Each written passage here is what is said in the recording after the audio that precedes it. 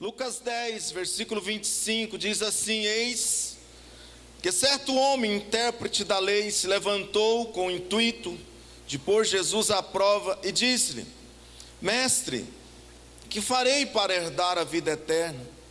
Então Jesus lhe perguntou: o que está escrito na lei? Como interpretas?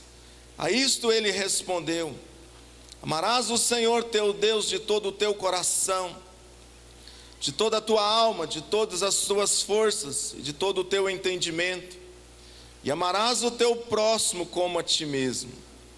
Então Jesus lhe disse: respondeste corretamente, faze isto e viverás. Ele, porém, querendo justificar-se, perguntou a Jesus: quem é o meu próximo? Jesus prosseguiu dizendo: certo homem descia de Jerusalém para Jericó, e veio a cair em mãos de salteadores, os quais, depois de tudo lhe roubarem e lhe causarem muitos ferimentos, retiraram-se, deixando-o semi-morto. Casualmente descia um sacerdote por aquele mesmo caminho e, vendo-o, passou de largo. Semelhantemente, um levita descia por aquele lugar e, vendo, também passou de largo. Certo samaritano que seguia o seu caminho passou-lhe perto e, vendo, compadeceu-se dele. E, chegando-se, pensou-lhe os ferimentos, aplicando-lhes óleo e vinho, e colocando sobre o seu próprio animal, levou-o para uma hospedaria e tratou dele. No dia seguinte, tirou 2 denários, entregou ao hospedeiro, dizendo: cuida deste homem, se alguma coisa gastares a mais, eu te indenizarei quando voltar. Qual destes 3 te parece ter sido próximo do homem que caiu na mão dos salteadores? Respondeu-lhe o intérprete da lei: o que usou de misericórdia para com ele. Então lhe disse: vai e procede tu de igual modo. Amém.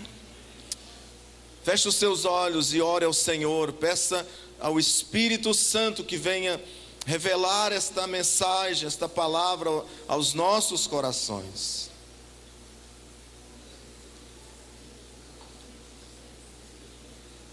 Fala conosco nesta noite. Oh, em nome de Jesus. Nome de Jesus. Vem, Senhor, vem, vem, vem. Tua igreja está aqui, Pai, sedenta por esta palavra, em nome de Jesus. Amém. Podeis assentar. Irmãos, eu vejo aqui nesta parábola do bom samaritano alguns ensinamentos para as nossas vidas. E ela é uma mensagem para nós, igreja, nos dias atuais, assim como foi no passado. Esta mensagem aqui, ela tem princípios tremendos, que nós, igreja de hoje, precisamos observar estes princípios e fazê-los na prática. Este texto aqui, ele tem alguns ensinamentos tremendos para nós, a igreja, esta nossa igreja, eu e você, esse tempo em que nós estamos vivendo. Aqui o Senhor, Ele nos traz uma mensagem poderosa, para que nós possamos sermos edificados. E essa história aqui tem 6 personagens. Cada um deles nos traz alguns ensinamentos. O primeiro personagem desta história é o intérprete da lei, que se levantou contra Jesus, que se levantou para colocar Jesus à prova. Quem é o intérprete da lei? É um especialista na explicação da lei de Deus, um conhecedor da palavra de Deus, um homem entendido, um doutor da lei. Segundo personagem é Jesus, que é o centro de tudo, que conta a parábola, que traz a revelação, que traz o respaldo de todas as coisas.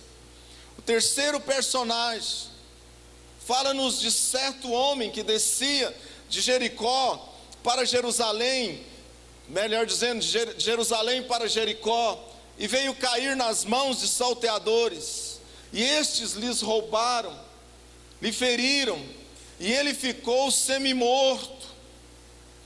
E este certo homem aqui, ele se identifica conosco, se identifica com a igreja.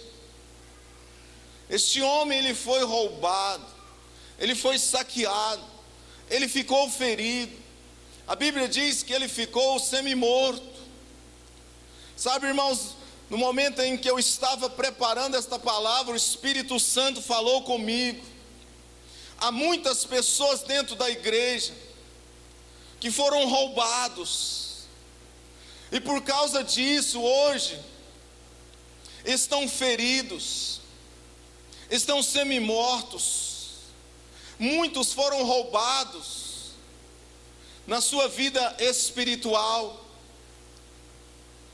muitos foram roubados na família, muitos foram roubados na sua infância, e por isso ainda não conseguiu dar a volta por cima. Muitos foram roubados na sua vida profissional, e por isso hoje estão feridos, carrega uma ferida de frustração dentro de si, e por isso não tem conseguido romper.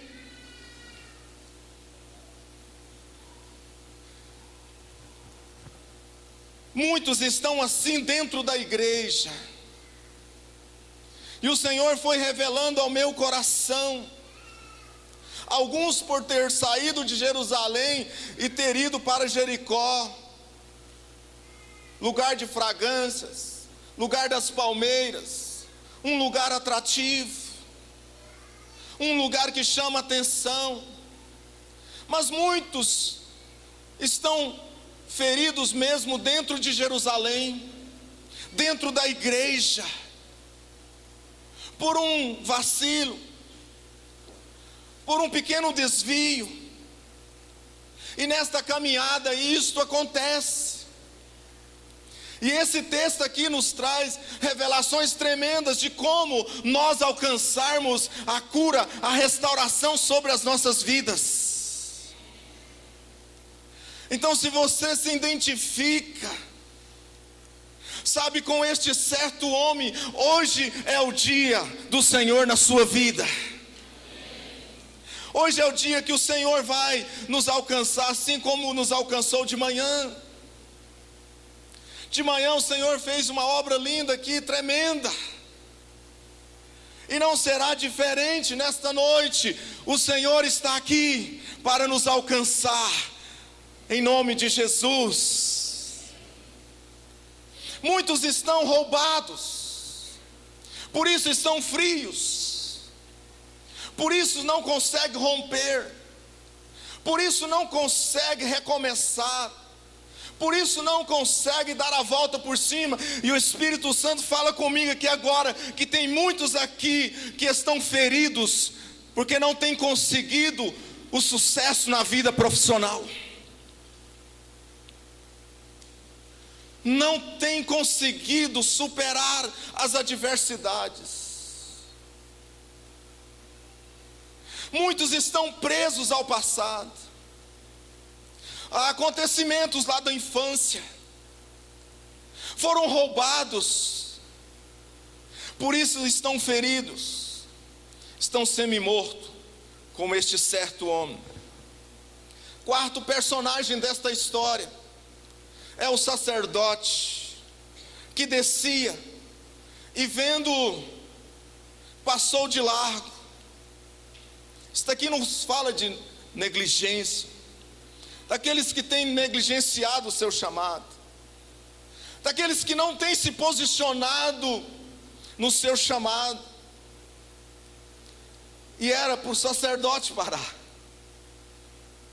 era ele que devia parar, mas o texto diz que ele passou de largo. Quinto personagem desta história é o levita, semelhantemente, que descia por aquele lugar, e vendo também passou de largo. negligência. Sabe, queridos, nós não podemos negligenciar o chamado de Deus nas nossas vidas. Há um chamado de Deus para a minha vida e para a sua vida nesses dias. Há uma missão para nós. Escute, olhe para mim. Há uma missão para a minha vida. Há uma missão para a sua vida. Não corra, encare-a e comece a fazer. E você verá o que Deus vai fazer através da sua vida, como já tem feito através da vida de muitos neste lugar. Não podemos negligenciar, não podemos passar de largo. Era o sacerdote, era o levita, eram eles que teriam que parar ali e socorrer este ferido. Sexto personagem, diga assim comigo, o samaritano.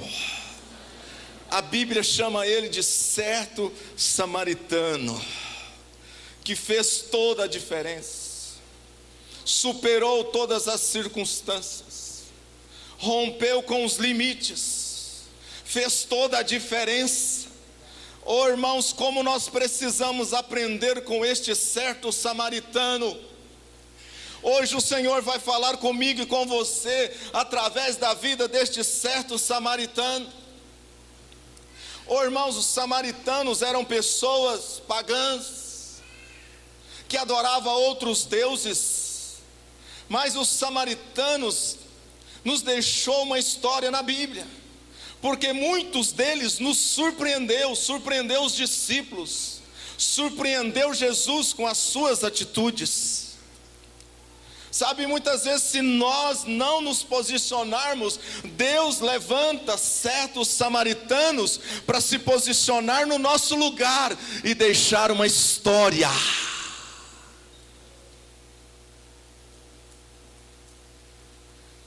Deus levanta aqueles que não são para ser. Foi assim com o samaritano. E eu quero falar para vocês de algumas características do samaritano. Primeira característica que nós aprendemos neste texto está no versículo 33. Passou perto, vendo, se compadeceu-se dele.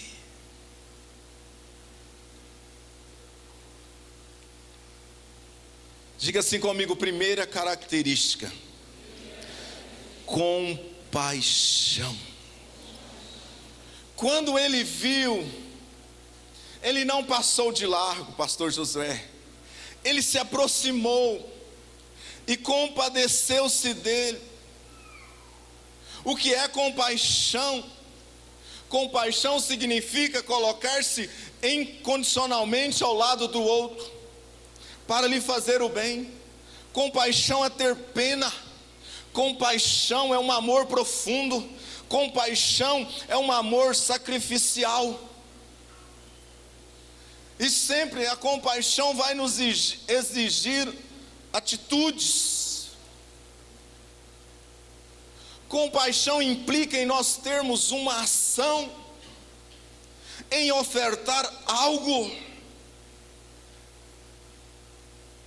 Como nós precisamos nesses dias termos compaixão. Tudo que se refere ao nosso próximo, meu querido, vai exigir este amor de mim e de você.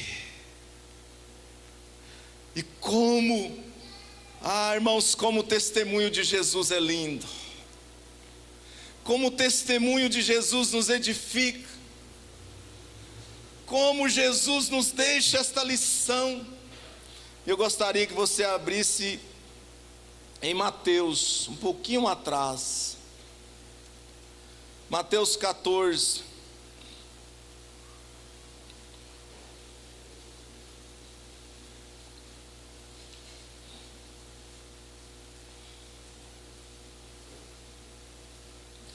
Diz assim,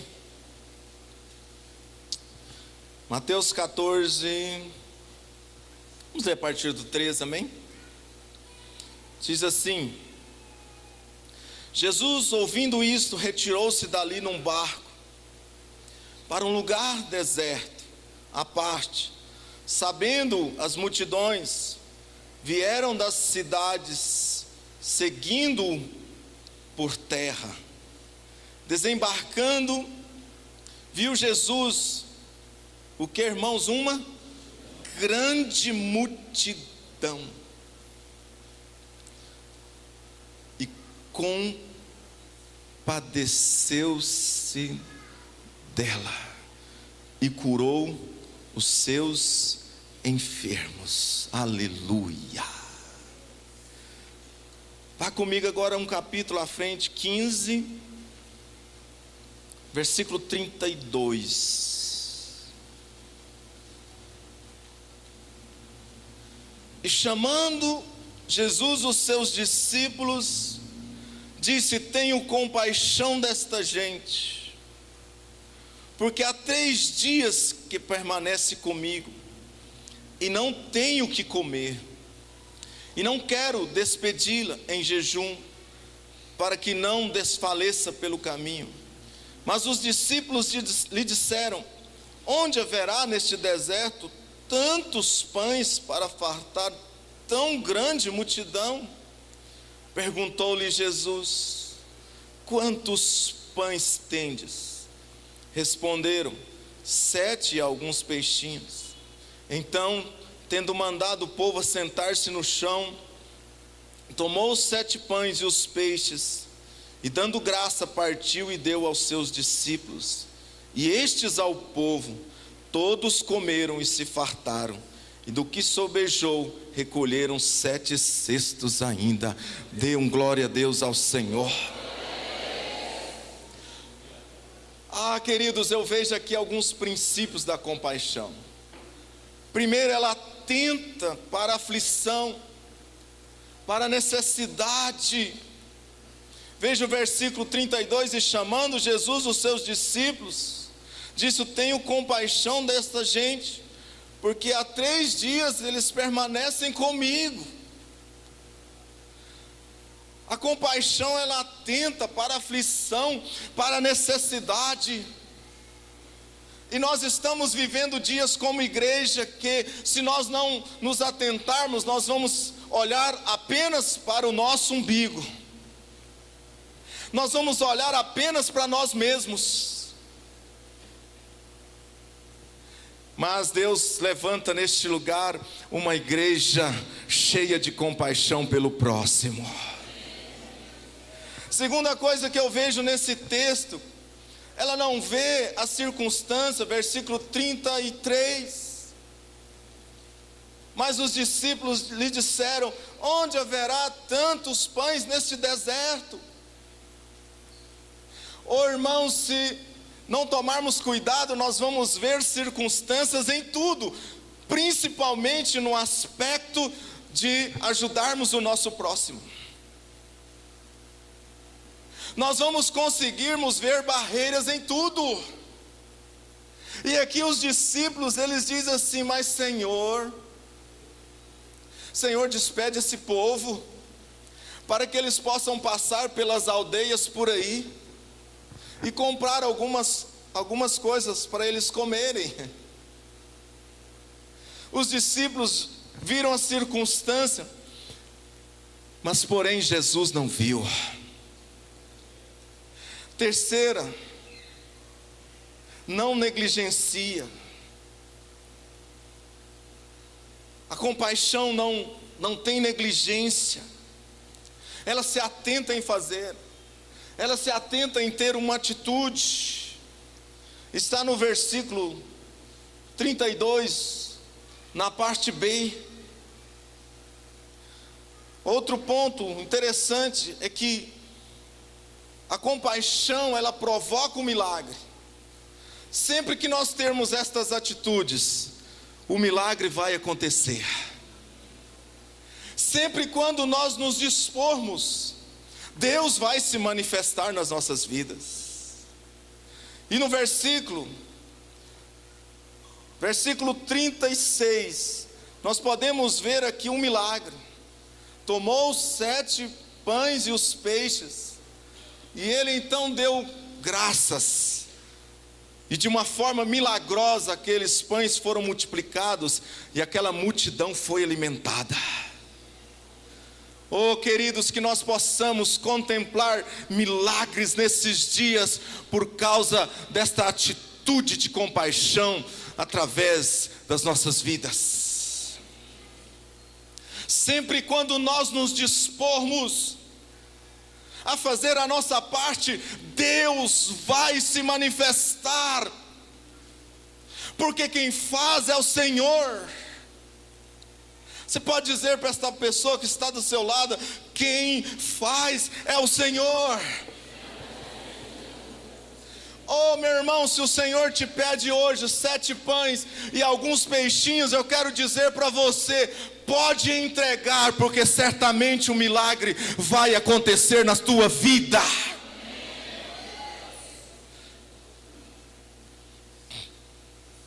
Seja fiel no pouco. Nós sempre vamos ver pessoas que são fiéis no pouco, Deus multiplicando sobre a sua vida. Nós sempre veremos a ação de Deus sobre aqueles que têm esse coração deste certo samaritano. Sempre veremos o pouco se multiplicar. Era apenas 7 e alguns peixinhos, mas se multiplicou de uma forma tão tremenda, e ainda sobejou, e sobraram ainda 7 cestos. Quantos recebe esta unção sobre a sua vida? Deus quer multiplicar sobre as nossas vidas nesses dias, querido. Que coisa tremenda!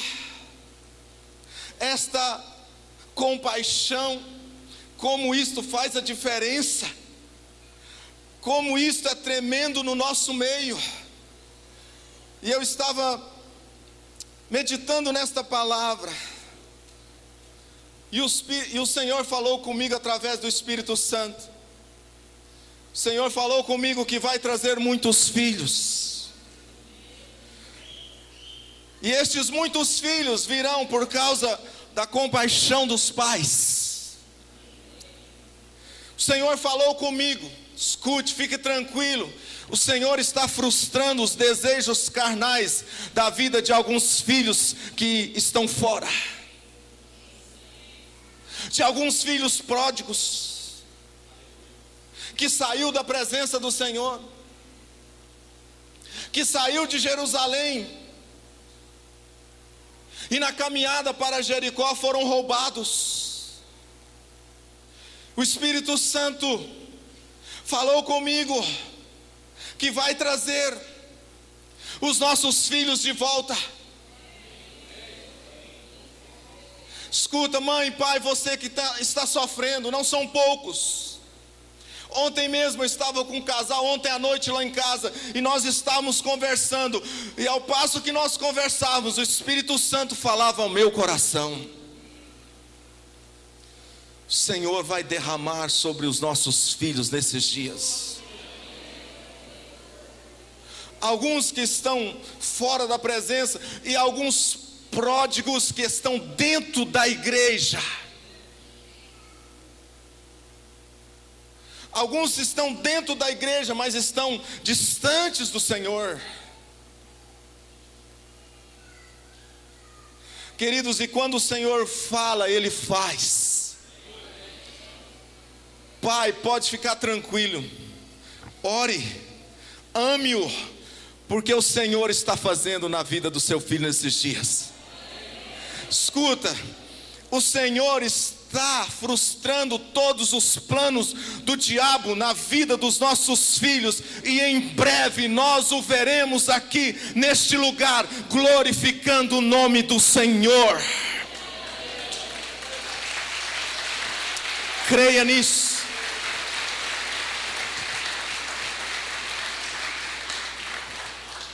Através da compaixão, deste amor forte, deste amor profundo, que ama e disciplina.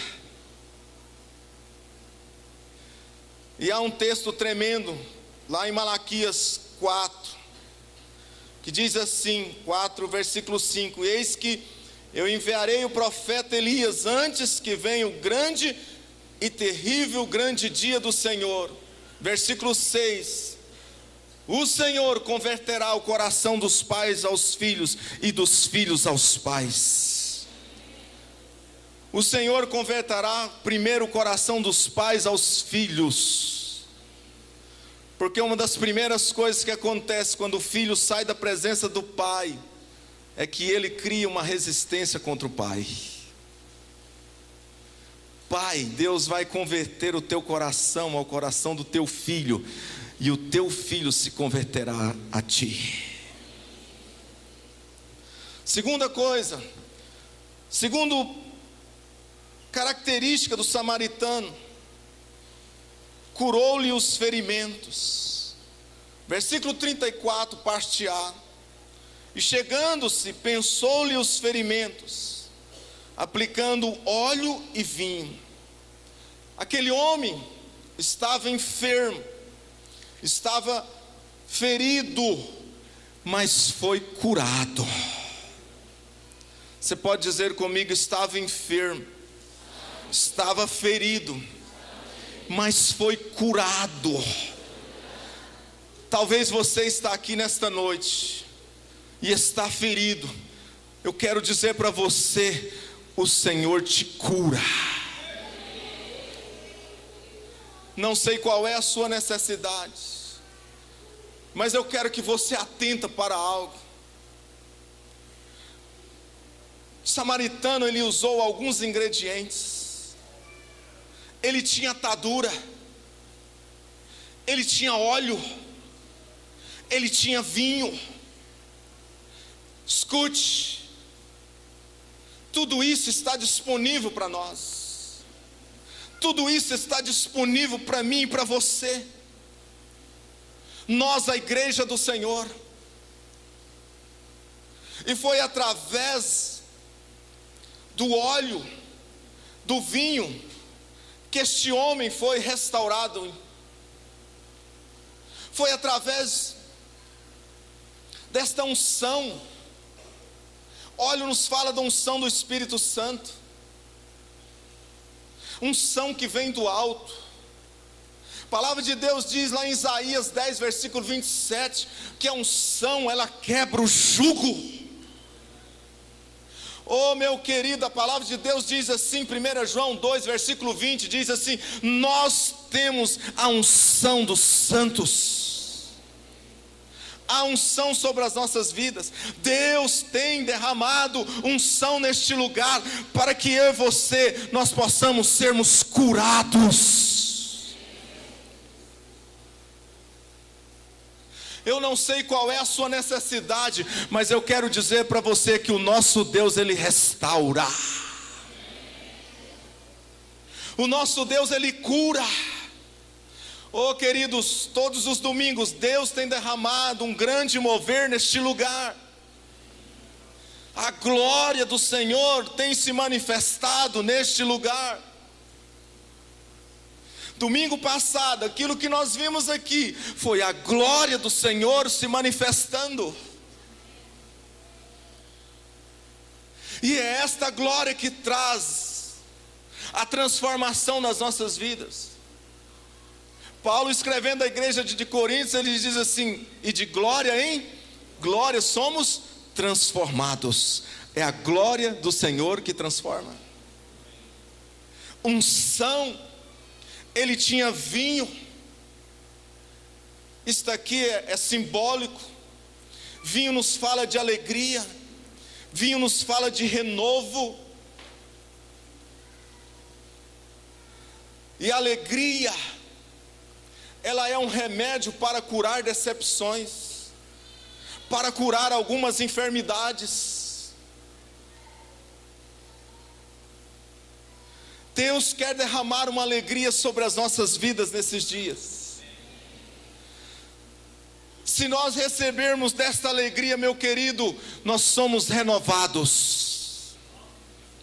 A alegria, quando nós exercemos, tomamos posse desta alegria, querido, até as marcas de expressões vão sumindo. Por isso que eu estou assim, novão, aleluia. Você pode dar um sorriso para o teu irmão, dê um sorriso para ele, e diga para ele: escute aqui, meu irmão, um coração alegre formoseia o rosto.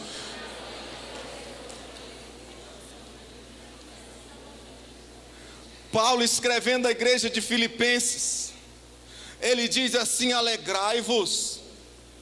Outra vez vos digo, alegrai-vos. E eu digo nesta noite, alegrai-vos. Outra vez eu vos digo, alegrai-vos, porque a alegria do Senhor é a nossa força.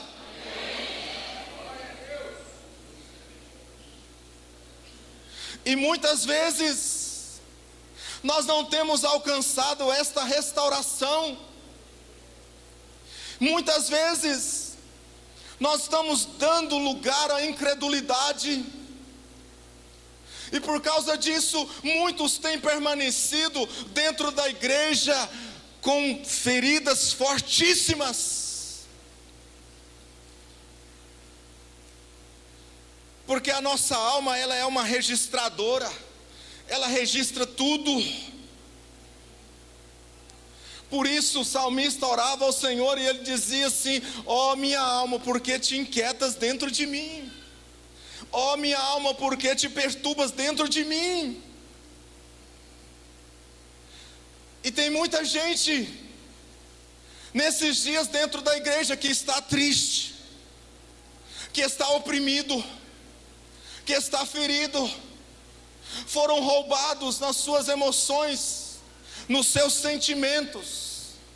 Muitos não querem nem ver falar em casamento. Foi roubado. Escuta aqui, Jesus quer te curar. Você fala em casamento para ele, é como se você desse um choque nele. Jesus quer nos curar. Tem muitas pessoas dentro da igreja que não têm desfrutado do melhor de Deus, e o melhor de Deus é para a sua igreja, para a minha vida, e é para a sua vida. Não vos entristeçais, diz o Espírito Santo. Falando em não vos entristeçais, nós temos uma história linda em Neemias 8, onde Esdras pega o rolo do livro da lei, e ali ele pega o rolo e ele começa a abrir aquele rolo, e toda a congregação junta, todo aquele povo reunido, e ele começa então a explicar as escrituras. Depois de um tempo de restauração, os muros foram restaurados, as portas do templo foram restauradas, e ele então começa a expor as escrituras numa porta chamada Porta das Águas. E a Bíblia diz ali que Esdras, ele toma a palavra num púlpito semelhante a esse aqui, e ele então começa assim a sua oração e adoração: bendiz ao Senhor, grande é o Senhor. E a Bíblia diz que a glória do Senhor se manifesta, e eles caem com o rosto em terra, e eles começam a chorar. Josué, pastor Josué, eles começam a entristecer, porque eles já haviam vindo de um tempo muito difícil. Eles estavam cativos 70 anos, vieram de um tempo sofrido, muito sofrido. E então quando Esdras, o sacerdote escriba, começa a explicar a lei, caiu um grande temor no coração deles. E então Esdras, no capítulo 8, versículo 10, Esdras diz assim: ei, disse-lhes, comei carne gorda, fazei um churrasco, tomai bebida doce, preparai porção para aqueles que nada têm, e não vos entristeçais, porque este dia é consagrado ao Senhor, porque a alegria do Senhor é a nossa força. Aleluia.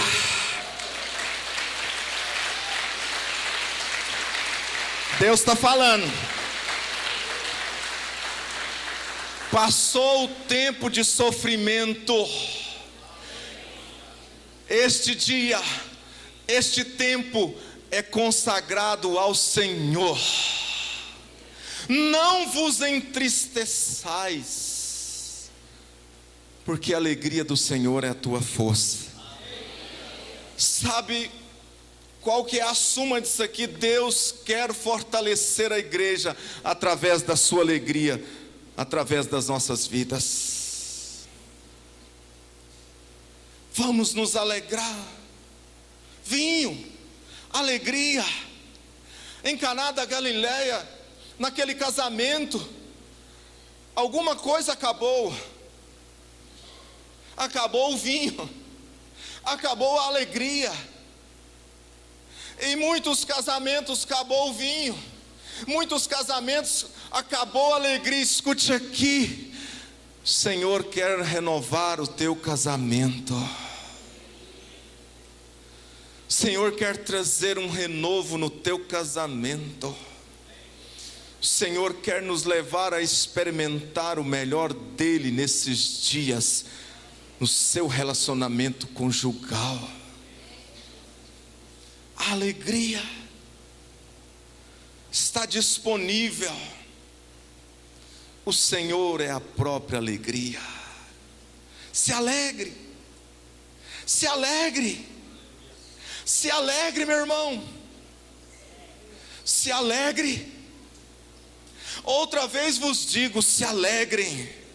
E eu vou falar até cair um espírito de alegria nesse lugar, até a gente começar a transbordar de alegria neste lugar. Se alegre. Nós temos motivo de sobra para nos alegrar.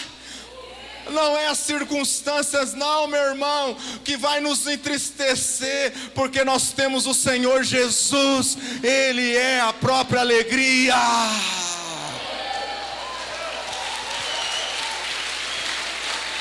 Aleluia, aleluia. Dê um glória a Deus. Diga comigo: a alegria do Senhor é a nossa força. Abre em Abacuque rapidinho. Aleluia. Eu estou falando de cura. Eu estou mostrando um caminho para você ser curado. Estou mostrando um caminho para algumas pessoas serem curadas das decepções, principalmente sentimental. Posso ler? Abacuque 3, versículo 17, leia comigo, toda a congregação, porque esse negócio é forte. Ainda, vamos gente, ainda que a figueira não floresça, não haja fruto na vide, o produto da oliveira minta, e os campos não produzam mantimento, as ovelhas sejam arrebatadas do aprisco, e nos currais não haja gado. Todavia, eu me alegro no Senhor, exulto no Deus da minha salvação. O Senhor Deus é a minha fortaleza, e faz os meus pés como os da corça, e me faz andar altaneiramente. Aleluia. Todavia eu me alegro, nós nos alegramos no Senhor. Aleluia.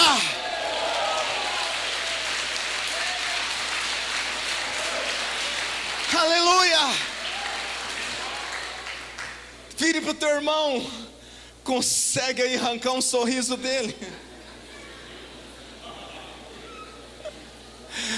Aleluia! Não tinha nada bom na vida deste homem. Não tinha nada bom na vida desse profeta, desse patriarca.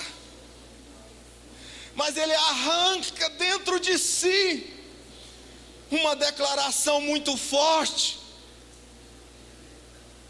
que nos traz uma mensagem: todavia, eu me alegro no Senhor.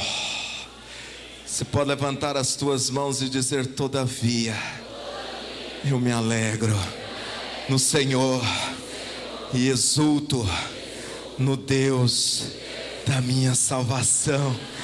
Eita Deus poderoso, aleluia, oh aleluia,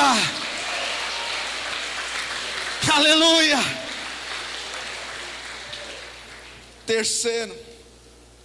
Terceira característica para nós encerrarmos: renúncia, desprendimento, investimento. Bispo, tudo isso, aquele homem, certo samaritano, teve compaixão, curou os ferimentos, mas também tirou do caminho, colocando sobre o seu animal, sobre o seu camelo, ou uma jumenta. Eu não sei qual era o seu carro, mas uma coisa eu sei: a sua viagem não foi mais a mesma, a sua caminhada não foi mais a mesma. Agora ele encontra um homem semi-morto, ferido, ensanguentado, e ele pega este homem agora e coloca sobre o seu animal. Com certeza aquele sangue ia sujar aqueles apretextos ali, né, que eles colocam sobre o animal. Na minha época, nós chamávamos de cuchunilo.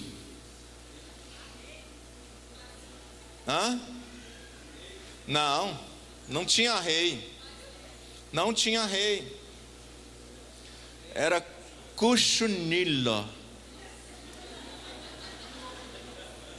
Era um negócio cheio de uns fiozinhos assim, que você sentava nele, parecia que era muito agradável, mas não era não.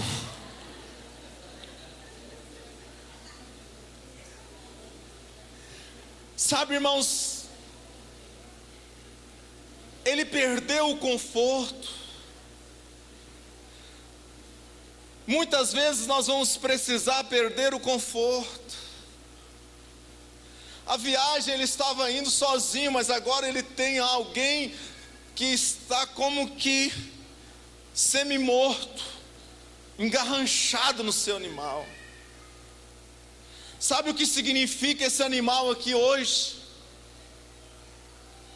É o seu carro,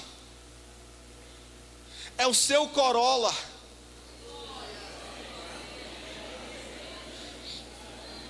é a sua BMW,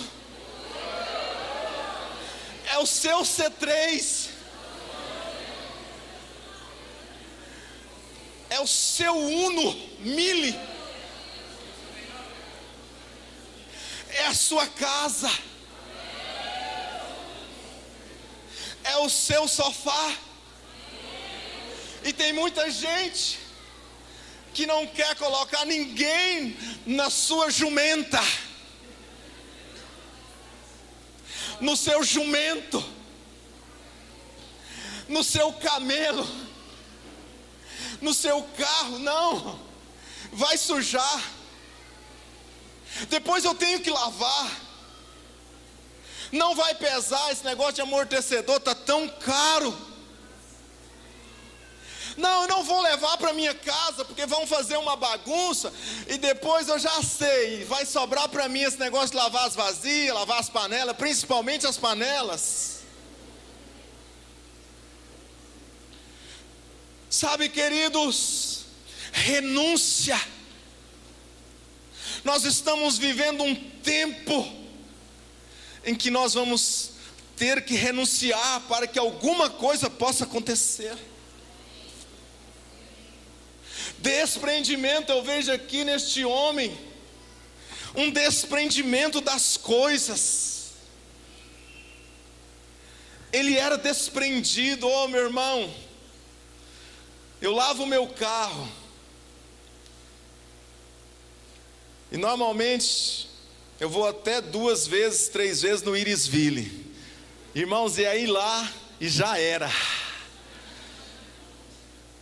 E alguns dias, você vai? Eu falei, vou, querida, porque o meu coração não está em coisas. As coisas passam, mas a palavra não passa. Aquilo que nós estamos fazendo para o Senhor, escute aqui, não vai passar, e vai se tornar bênção multiplicada muitas vezes nas nossas vidas. Desprendimento. E aqui eu quero agora louvar a Deus pelos nossos anfitriões, que têm hospedado a célula na sua casa.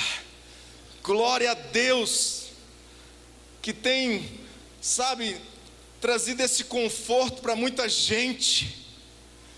Olha, escute, eu vou te dizer para você, você é um Obed-Edom. Você está hospedando a arca de Deus na tua casa, e eu quero profetizar a prosperidade na tua vida. E eu oro agora como um profeta de Deus, eu profetizo, no próximo ano, uma multiplicação tremenda na tua casa, na tua vida. Se a tua casa não tem área, ela vai ter área. Se você está querendo fazer uma reforma na tua casa, você vai fazer a reforma. Se você ainda não tem o teu carro, você vai ter o teu carro. Eu sou profeta do Senhor, e eu libero esta profecia sobre a tua vida, em nome de Jesus. Receba. Coloque estas pessoas dentro do seu jumento, dentro do seu camelo. Estou falando do seu carro, estou falando da sua casa. Meu irmão, nem que suja. Agora pode sujar, agora pode se tornar uma perda, mas lá na glória vai ser algo limpo, purificado, e vai redundar em glória. Quantos recebem esta palavra sobre a tua vida? Aplauda o Senhor. Aleluia. Diga assim comigo: renúncia, desprendimento, investimento. Levou, versículo 34, levou para uma hospedaria e tratou dele. O samaritano, ele se preocupou com a restauração, ele se preocupou com o processo. Glória a Deus. E ele tirou 2 denários e deu para aquele homem, e disse assim: pode cuidar dele, e quando eu voltar, se alguma coisa tiveres a mais, eu pagarei. Eu quero dizer para você que tem investido nesses dias em vidas, talvez em alguns nós não temos obtido aquele resultado que nós estamos esperando. Talvez alguns não tenham dado valor, mas eu quero dizer para você, tem muita gente dando valor. Olhe à sua volta, olhe para estas pessoas, eles estão aqui. Alguém fez um investimento na tua vida. Olhe para esta pessoa e diga: você é fruto de um investimento de alguém. Aleluia. Você pode agora aplaudir o Senhor por esta pessoa. Aleluia.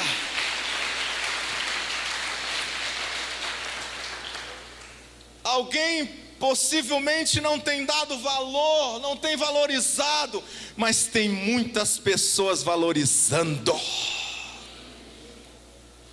E eu fecho a minha mensagem dizendo que a hospedaria é a célula, é a igreja, é a nação jovem, é a nação, querido, que tem trazido conforto, que tem sido nesses dias a sua torre forte, a sua rocha, onde você tem recebido as ministrações, onde estão os nossos jovens. É a igreja. Agora eu estou falando desse prédio aqui, agora eu falo das 4 paredes. É essas 4 paredes que têm hospedado um povo que chegou ferido, mas que tem sido curado dia após dia. Aleluia, aleluia, aleluia, aleluia, oh aleluia.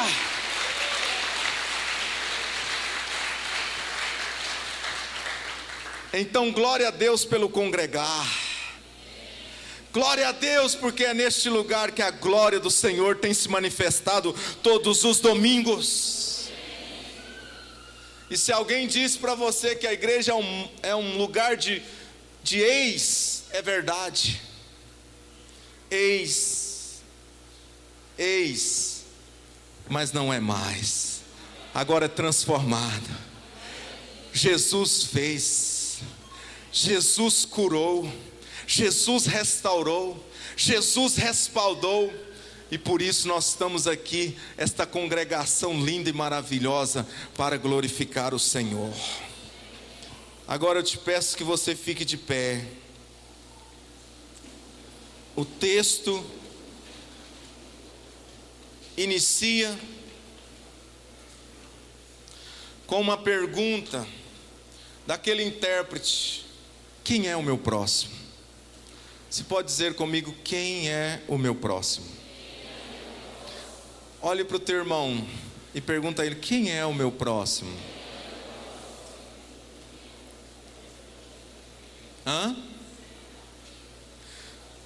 O texto começa assim, e o texto também termina com a pergunta de Jesus. Eu vou ler. Jesus faz uma pergunta para ele, e a pergunta é assim: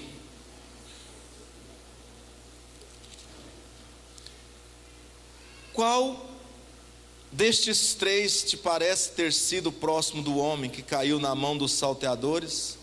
Respondeu-lhe o intérprete da lei: o que usou de misericórdia para com ele. Então lhe disse: vai e procede tu de igual modo. Jesus nos deixa uma lição aqui. Diga para esta pessoa que está do seu lado: vai e procede tu de igual modo. Aleluia.